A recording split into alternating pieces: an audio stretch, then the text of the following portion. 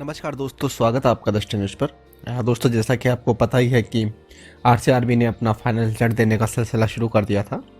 3 तारीख को उन्होंने प्लान ऑपरेटर सेकंड का रिजल्ट घोषित किया था। साथ ही साथ 6 तारीख को अलग अलग 7 पोस्टों का रिजल्ट घोषित किया और 10 तारीख को 5 पोस्टों का और 13 तारीख को अलग अलग 9 पोस्टों का रिजल्ट घोषित किया। तो दोस्तों, 10 तारीख को जो रिजल्ट आए थे उसमें हमने कट ऑफ का वीडियो अपलोड किया था और भी 1-2 वीडियो थे जो एनालिसिस वीडियो थे, डीप एनालिसिस वाले वीडियो थे। तो असिस्टेंट मैनेजर मार्केटिंग वाला जो हमने अपलोड किया था उसके नीचे संजय सैनी जी का कमेंट आया था कि जो उसमें टॉपर हैं पंकज बोत्रा जी, उनका सिलेक्शन जीएम मार्केटिंग के लिए भी हो गया है और वो उन्होंने वहाँ ज्वाइन भी कर लिया, तो क्या वेटिंग लिस्ट आएगी या नहीं आएगी। तो उस के रिगार्डिंग हमने वीडियो अपलोड किया था और एक हमने फिल्टर लगाया था एक्सेल में। तो दोस्तों, यहाँ पर हम एक चीज़ बताना चाहेंगे, हम सबसे पहले आपसे माफ़ी मांगना चाहेंगे क्योंकि फ़िल्टर लगाने में क्या हुआ था दोस्तों, जो हमने एक्सपोर्ट किया था उसमें थोड़ी सी मिस्टेक हो गई थी।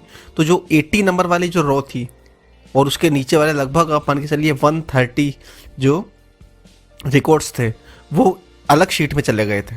ठीक है, तो जो हमने आपको बताया, तो उसके बाद जो फ़िल्टर लगाया था हमने, तो उसमें 82 के बाद सीधा 78 नंबर ही मतलब था उस लिस्ट में। ठीक है, तो उस चीज़ को ध्यान में रखते हुए संजय सर जी ने वापस कमेंट किया कि 82 के बाद 78 जो है वो नहीं आता है, वो 80 आता है।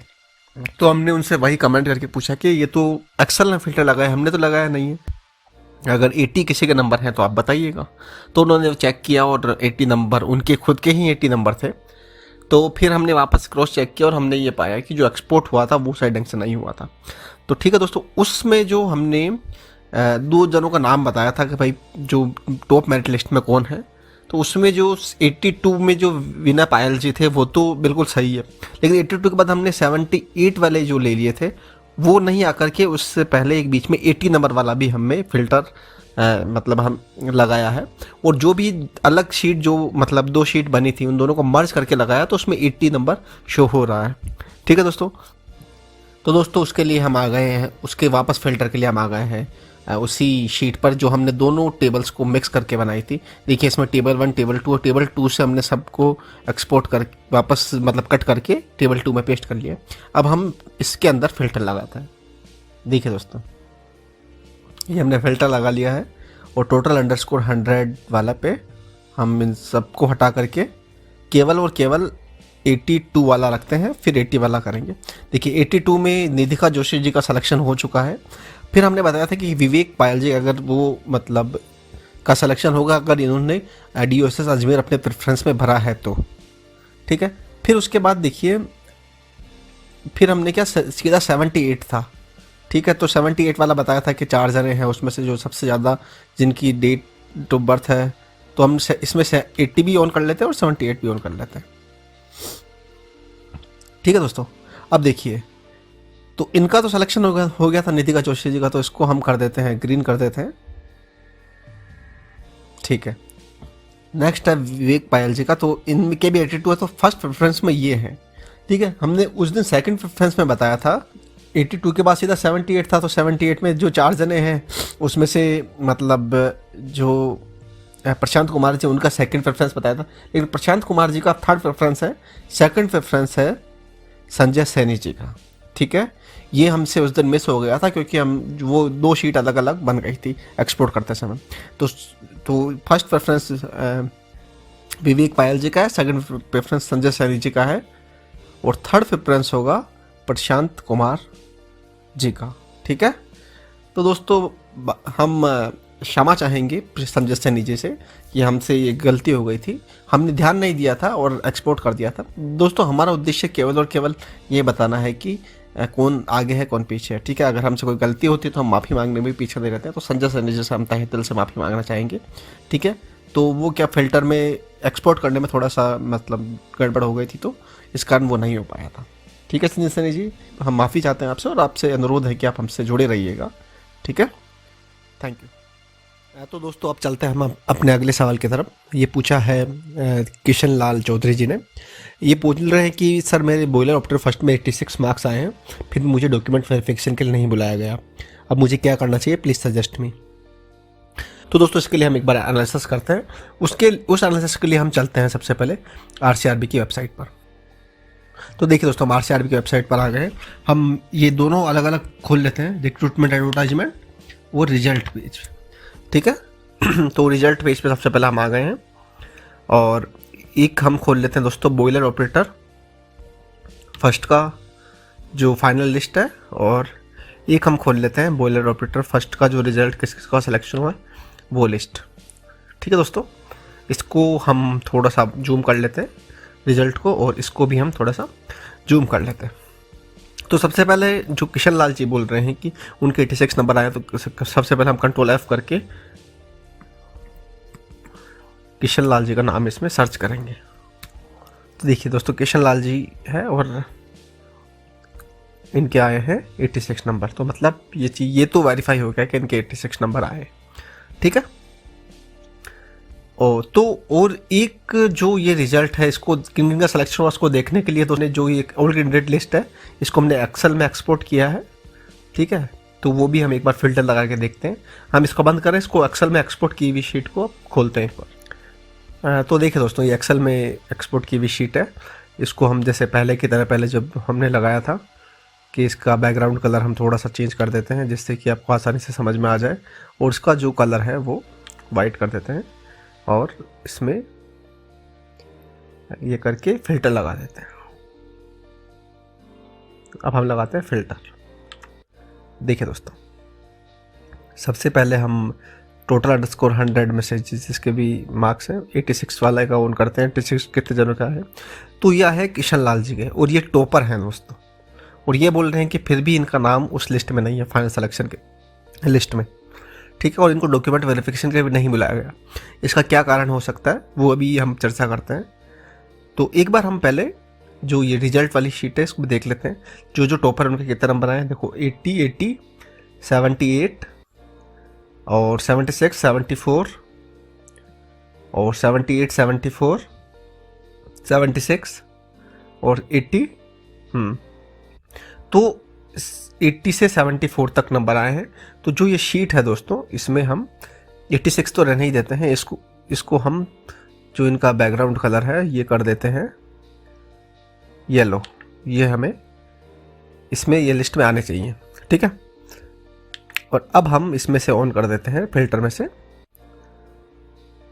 80, 78, 76 और 74।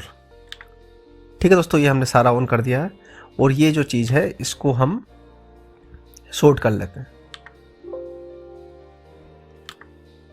ठीक है दोस्तों, ये 86 और किशन लाल जी का उस लिस्ट में नाम ही नहीं है, ये बोल रहे हैं। हम इसकी भी एनालिसिस करेंगे और एक बार देखेंगे कि इनका नाम क्यों नहीं है, उसका भी एक मतलब उस पर पहुंचेंगे निष्कर्ष पर। तो देखिए दोस्तों, हम सबसे पहले देखते हैं आरसीडीएफ में जयराम जी, अंकित व्यास जी और शिवशंकर सिंह हाड़ा जी का सिलेक्शन हुआ है। शिवशंकर सिंह हाड़ा जी के 78 है, अंकित व्यास जी के 80 है और जयराम जी के 80 है। इसमें देख लेते हैं, ये देखिए 80 है जयराम जी के, इसको हम कर देते हैं ग्रीन, और अंकित व्यास जी के 80 हैं, इसको हम कर देते हैं ग्रीन, और 78 है दिनेश सिंह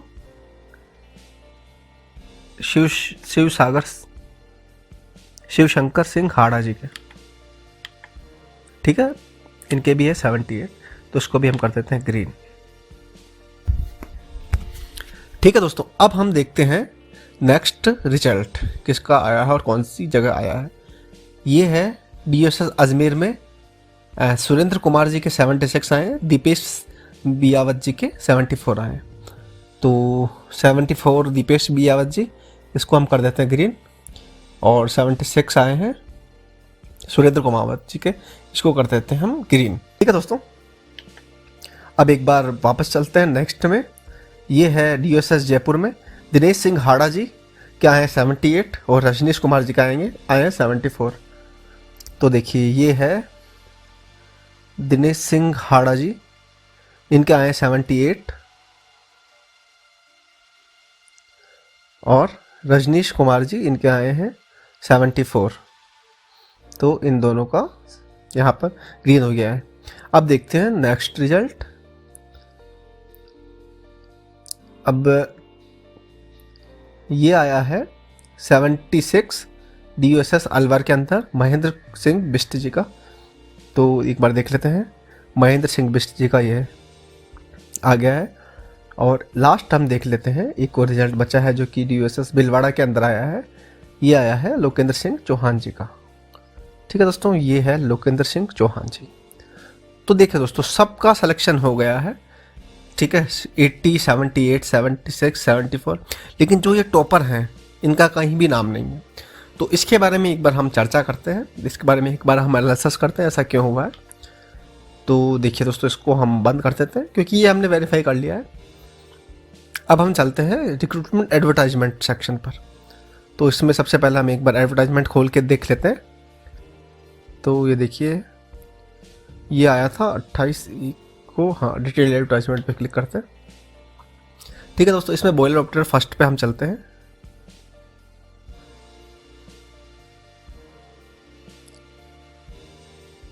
देखिए, बॉयलर ऑपरेटर फर्स्ट, और इसके अंदर है देखिए RCDF, DUSS Alwar, DUSS Ajmer, DUSS Bhilwara और DUSS जयपुर।